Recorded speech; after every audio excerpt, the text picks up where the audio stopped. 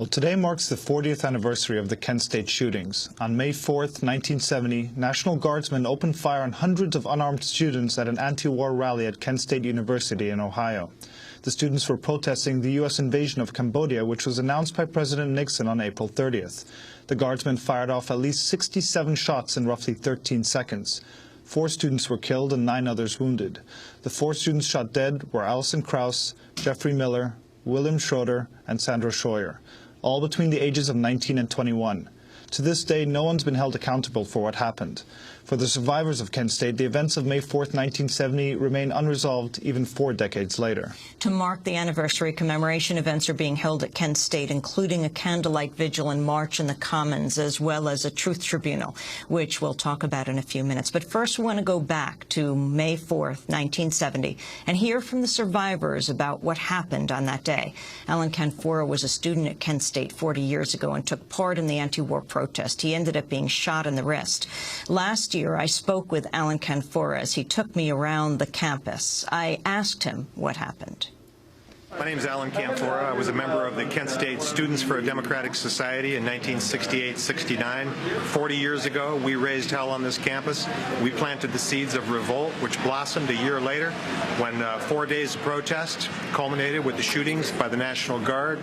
Only bullets could silence our voices here at Kent State in 1970. What did you do? Well, we protested vigorously for 4 days, including turmoil in downtown Kent, where 43 bank windows were broken. On Friday night, May 1st, Saturday night, the ROTC building was burned to the ground. That brought in 1,200 National Guardsmen. And on Monday, May 4th, they attacked a peaceful gathering of students. About 300 of us gathered on the Commons. And they fired tear gas. They chased us over a hill. And they marched back up the hill. And at the peak of the hilltop is where there was a verbal command to fire. One guard officer shouted, "Right here, get set, point, fire." And they fired 67 gunshots down the hill. They killed 4 students and they wounded 9, including me. I got shot through my right wrist 225 feet away. And explain what you saw when you were standing there. Well, I saw the Guardsmen reach the hilltop, and we expected that they were just retreating. It looked like they were going away back over the hill where they had come from. But suddenly, at the hilltop, out of 76 Guardsmen, only about a dozen from Troop G stopped, turned, they began to fire. They continued to fire for 13 seconds. The closest student was 60 feet away. He was wounded. Another student 90 feet away was wounded. I was near the bottom of the hill with my roommate. We were both shot and injured. And then behind us in the parking lot is where all of the 4 students were killed at distances of between 265 and 400 feet. So it was nothing but a slaughter. They fired into the distant parking lot because that's where the most radical and vocal students were gathered. And were you shot first? I think I was. I think I was the first student shot. I was waving a black flag of protest that day. I carried that black flag as a symbol of my despair, my anger, because only 10 days earlier I attended my friend's funeral. He was killed in Vietnam at age 19. So that was very fresh in my memory, and that's why I joined the protests and I helped lead the protests May 1st through 4th on 1970. And that's what led to me being shot. And what happened after? That was Alan Canfora, one of those shot at Kent State. To tell the story of what happened 40 years ago, we turned to a documentary that includes interviews with students and National Guardsmen who were there. This is an excerpt of Kent State, the day the war came home. It begins with former Kent State student Joe Lewis. Suddenly, and without any warning, several of them in the lead wheeled and leveled their rifles back towards my direction. I took it to be a threatening gesture, and so being 18 and foolish, I gestured back at them by raising the middle finger of my right hand. And at this point, it's like a film playing in slow motion for me. I heard the word fire. I believe that was a situation of hold your fire, do not fire. At that point, the guardsman on my right fired his weapon.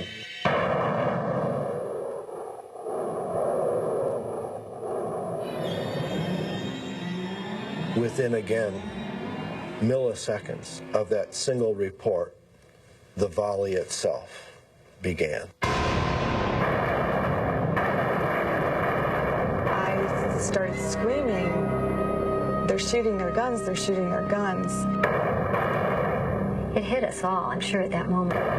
They're trying to kill us. I had a person targeted. I pulled the slack out of the trigger. I assumed that we were firing warning shots, and I fired my weapon in the air. I jumped on the ground, was praying I wouldn't get hit.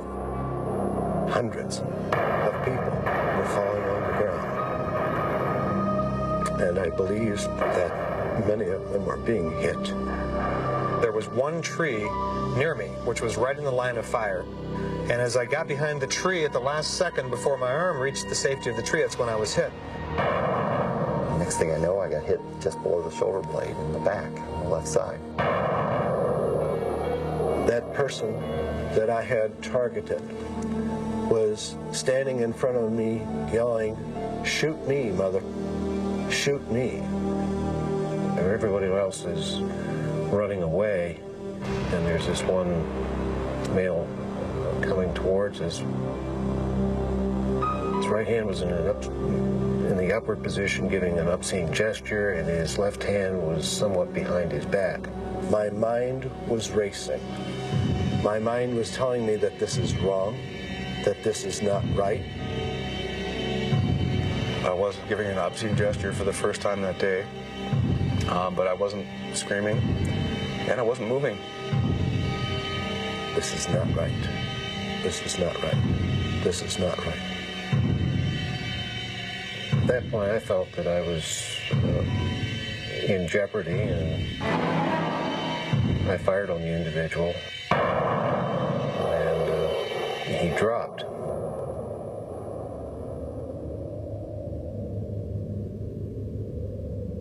And I believe someone said that they heard me say, "Oh my God, they shot me."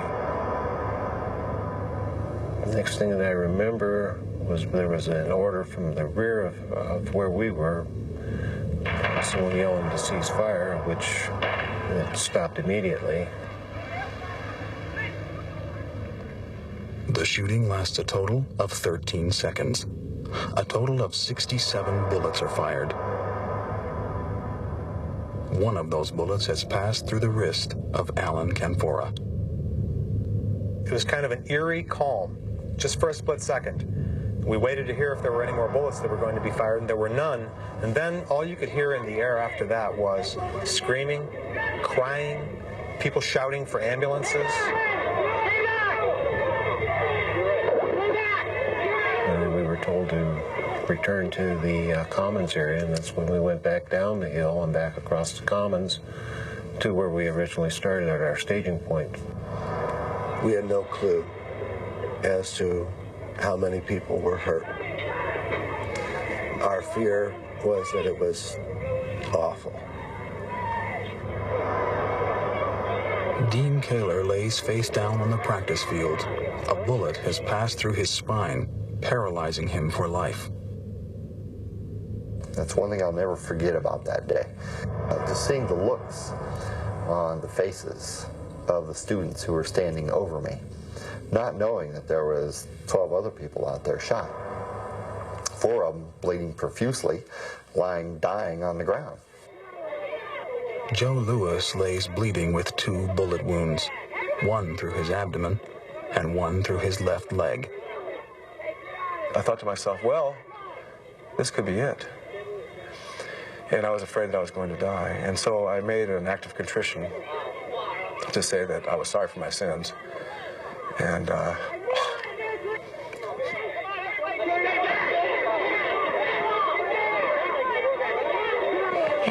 I saw a girl being carried into the yard at Prentice Hall, and I ran over there with this rag thinking I could help someone, and I looked down and it was Sandy. Sandy was a friend, and she was so blue and gray. She had been shot through the jugular vein, and I didn't even recognize her. And she was killed within seconds as she walked to her class, 400 feet away from the triggerman.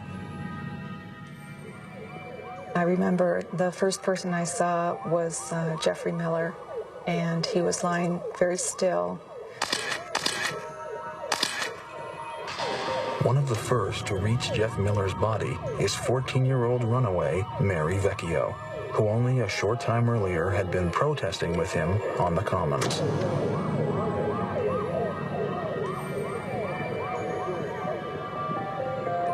I thought it was Alan. I mean, I'll never forget running toward the body of Jeff Miller, thinking it was Alan, and how I felt when I looked down and saw Jeff lying in this pool of blood, and there was so much blood.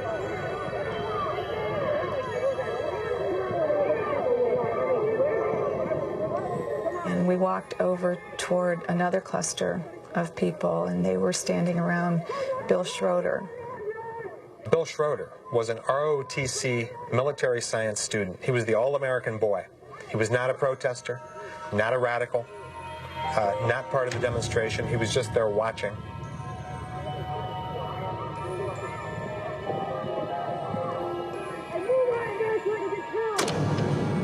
She said, "Barry, I'm hit." And I had no idea what that meant at the time. I mean, in split seconds I knew, but I didn't know. It couldn't be. It's impossible. What do you mean you're hit? As I went to stroke her cheek, I saw a smudge of blood on her cheek, and it had come from my hand, which was underneath her. So I realized at that point she had been shot in the back, and she was bleeding, and as it turned out, she was dying.